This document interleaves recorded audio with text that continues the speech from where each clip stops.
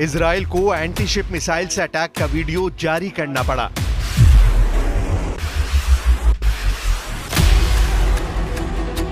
Syria के जंगी जहाज कैसे पोर्ट पर ही डुबो दिए गए, ये साबित करना पड़ा।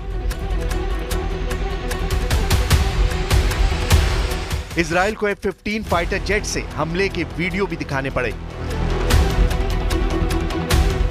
2 दिन में कैसे सीरिया की सेना को मिट्टी में मिला दिया, वो धमाके वायरल कर दिए गए।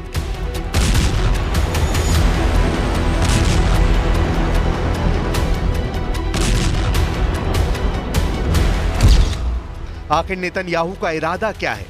बशर अल असद को सत्ता से हटाने वाले मिशन के बाद भी इजराइल क्यों घबराया हुआ है? क्या सीरिया में ISIS की वापसी ने इजराइल को बहुत बुरा फंसा दिया है? तो उसका जवाब है ये वीडियो। सीरिया के लताकिया का ये वीडियो वायरल है। एक पिकअप ट्रक पर ISIS के आतंकी अपने झंडे के साथ भीड़ में परेड कर रहे हैं। मैसेज बहुत साफ है, सीरिया में फिर से ISIS का कब्जा हो चुका है। अबू बकर अल बगदादी के बाद अब अबू मोहम्मद अल जूलानी ने बगदादी पार्ट 2 वाला राज कायम कर लिया है। आप इसे ISIS 2.0 कह सकते हैं, जिन्हें विद्रोही और बागी बताकर तुर्की, अमेरिका और इजराइल ने मदद पहुंचाई। अब उसी जूलानी का आतंकी गुट हयात तहरीर अल शाम ने नए ब्रांड के साथ सीरिया में ISIS की हुकूमत तैयार कर दी है।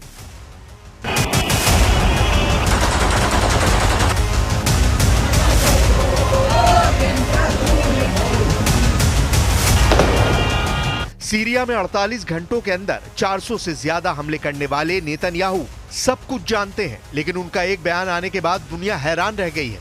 नेतन्याहू ने कहा है कि वो सीरिया में नई हुकूमत यानी ISIS 2.0 के साथ रिश्ते कायम करना चाहते हैं, लेकिन उनकी कुछ शर्तें हैं। אנחנו רוצים יחסים תקינים עם המשטר החדש בסוריה. אבל אם המשטר הזה יאפשר לאיראן לחזור להתבסס בסוריה, או יאפשר העברת נשק איראני או כל נשק אחר לחיזבאללה, או יתקוף אותנו, אנחנו נגיב בעוצמה. אנחנו נגבה ממנו מחיר כבד. מה שקרה למשטר הקודם יקרה גם למשטר הזה. क्या सीरिया में नई सत्ता को लेकर नेतन्याहू किसी गलतफहमी का शिकार हुए हैं? क्या सीरिया में हयात तहरीर अल शाम या कहें अल कायदा या फिर इसके असली नाम ISIS को लेकर नेतन्याहू को किसी ने गुमराह किया है? इन 2 तस्वीरों की तुलना इस वक्त सोशल मीडिया पर बहुत वायरल हो रही है। एक तस्वीर में है जूलानी का साथी मोहम्मद अल बशीर, जो सीरिया का नया कार्यवाहक प्रधानमंत्री बनाया गया है, और दूसरी तस्वीर ISIS के एक आतंकवादी की है, जो बगदादी के आतंक वाली मुहिम को चाकू की धार से आगे बढ़ा रहा है। दोनों तस्वीरों में क्या समानता है, इस पर बहुत सी बातें हो रही हैं। जूलानी का साथी मोहम्मद अल बशीर 3 महीने के लिए सीरिया का कार्यवाहक प्रधानमंत्री बनाया गया है। सीरिया में सब उसका ISIS वाला इतिहास जानते हैं। अब ये सीरिया में नई सरकार बनाने का काम कर रहा है। بالإضافة للحكومة السورية للنظام المخلوع، عنوان الجلسة هي عبارة عن نقل مؤسسات والملفات من حكومة النظام المخلوع إلى حكومة السورية المؤقتة من أجل استلام هذه الملفات وتسيير الأعمال। अब तस्वीर के बाद वीडियो देखकर तुलना कीजिए कि जूलानी का डिप्टी मोहम्मद अल बशीर और उसका ISIS वाला काला इतिहास सीरिया को किस दिशा में ले जाएगा, क्योंकि सीरिया ने पिछले 15 सालों में इतना खून देखा है कि मर चुके बगदादी और ISIS का खौफ अब फिर बढ़ने लगा है। इस वक्त सीरिया से बहुत से ऐसे वीडियो आ रहे हैं जिन पर ISIS की छाप है। बशर अल असद की सरकार में बगावत का विरोध करने वालों को बंधक बनाकर गोलियों से भूना जा रहा है। उनकी लाशें सड़कों पर घसीटी जा रही हैं, ये बताने के लिए कि अब सीरिया में बगदादी पार्ट 2 आ चुका है और असद के समर्थकों का सामना अब मौत से है।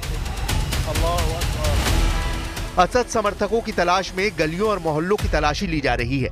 उनकी हत्या के वीडियो वायरल किए जा रहे हैं। बहुत साफ सी बात है कि जूलानी के खूनी दस्ते अब सीरिया में 2017 की हार का बदला ले रहे हैं। यही वजह है कि अबू बकर अल बगदादी के बाद अब अबू मोहम्मद अल जूलानी की जीत को बगदादी पार्ट 2 बताया जा रहा है, या कहें कि बगदादी 2.0 वर्जन सीरिया में तैयार हो चुका है। First, there are legitimate concerns about the risks of sectarian violence, extremist resurgence, and the governance vacuum, all of which must be averted. We must avoid a repeat of the horrific scenarios of Iraq, Libya, and Afghanistan. Secondly, the rights of all Syrians, including those of many minority groups, must be protected.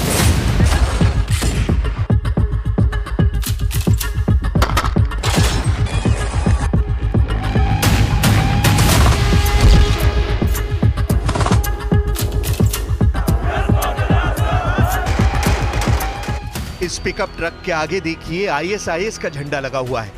ये video पूरी दुनिया देख रही है, लेकिन Syria में हुए तख्ता पलट के पीछे क्या वजह थी, कौन कौन सी ताकत थी, इस पर सब चुप्पी साधे हुए हैं। हालांकि सीरिया में गोलान की पहाड़ियों पर पहुंचे बेंयामिन नेतन्याहू ने बता दिया कि बशर अल असद की सरकार गिरने की क्या बड़ी वजह रही। This collapse is a direct result of our forceful action against Hezbollah in Iran, Assad's main supporters. It set off a chain reaction of all those who want to free themselves from this tyranny and its oppression.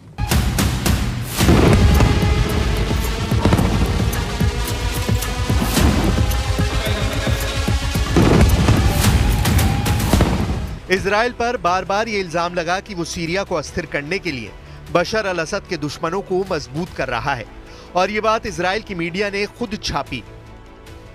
Times of Israel में खबर 14 जनवरी 2019 को छपी थी कि Israeli सेना के chief of staff गादी आजनकोट ने सीरिया के विद्रोहियों को हथियार सप्लाई करने की बात मान ली है।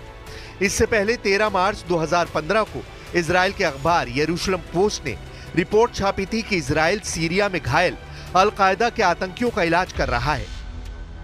अब जुलानी का मिशन सीरिया पूरा होने के बाद नेतन्याहू ने नई सरकार से दोस्ती करने की ख्वाहिश जाहिर की है। ये बात सुनकर नेतन्याहू के समर्थक भी हैरान हैं। लेकिन नेतन्याहू अब सीरिया में गोलान की पहाड़ियों पर पहुंचकर अपनी बड़ी जीत का दावा कर रहे हैं। टूटा और बिखरा हुआ सीरिया, जो इस वक्त आईएसआईएस के आतंकवाद की चपेट में है, नेतन्याहू की सेना उसके उस खास हिस्से पर काबिज हो गई है। नेतन्याहू का दावा है कि सीरिया में बशर अल असद की सरकार गिरने के साथ 50 साल पुराना युद्ध विराम का समझौता खत्म हो गया है। इस वजह से इजराइल ने सीरिया के इलाके में बफर जोन बनाने का फैसला किया। We gave the Israeli army the order to take over these positions to ensure that no hostile force embeds itself right next to the border of Israel. This is a temporary defensive position until a suitable arrangement is found. Netanyahu इस नए buffer zone को सुरक्षा का स्थायी इंतजाम बता रहे हैं, लेकिन बड़ा सच यह है कि संयुक्त राष्ट्र ने इसे अवैध बताया है और कहा है कि नेतन्याहू 1974 के विस्थापन समझौते का उल्लंघन कर रहे हैं। इजराइल ने 1967 में दक्षिण पश्चिम सीरिया के गोलान के पहाड़ों पर कब्जा कर लिया था। अमेरिका को छोड़कर बाकी दुनिया और भारत भी इसे सीरिया की जमीन पर इजराइल का कब्जा मानता है। It is crucial to preserve the territorial integrity of Syria and to respect its independence, its sovereignty, as well as the state institutions. Syria ही नहीं, अब सीरिया के पड़ोसी देशों के लिए भी आने वाला वक्त खतरे से खाली नहीं। युद्ध कहां और कब शुरू होगा, यह अब अमेरिका और इजराइल से ज्यादा जुलानी तय करेगा। सीरिया में तो उसने बिना लड़े दमिश्क पर कब्जा कर लिया। सवाल है कि क्या अब उसका अगला टारगेट तेल अवीव होगा या फिर वो अब बाकी अरब मुल्कों पर नजर गड़ाएगा।